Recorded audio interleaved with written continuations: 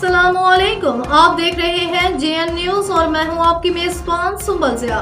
Bulletin का बाकायदा आगाज करते हैं और शामिल करते हैं अब तक की अहम तरीन खबरें। आपको लिए चलते मुल्तान, जहां सरदार ओन अब्बास बिप्पी मीडिया टॉक कर रहे हैं। हम किसानों के साथ खड़े हैं, हमारी गंदम को हुकूमत कंट्रोल रेट पर खरीदारी यकीनी बनाने। सरदार ओन अब्बास बिप्पी, सदर जनूबी पंजाब, पाकिस्तान तहरीक इंसाफ की तंजीम बमा किसान अपनी ट्रालियां अपनी गंदम के समेत हम यहाँ से लाहौर की तरफ एक तहरीक लेके जाएंगे।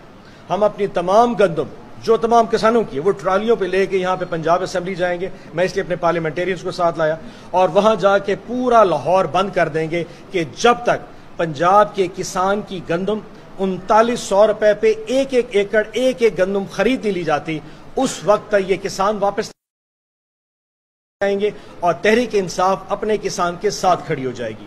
अगर कोई ये समझता है कि आज किसान, देखें आप पाकिस्तान में हुआ क्या था, इन्होंने सबसे पहले कॉटन खत्म, कपास खत्म की, अब ये इस वक्त मकई का फिर खत्म कर दिया, आज ये गंदम की पीछे है ताकि किसी तरह एक शुगर किंग को जो माफिया है, पंजाब में सिर्फ एक फसल उगाई जा सकती है, उसका नाम सिर्फ गन्ना है।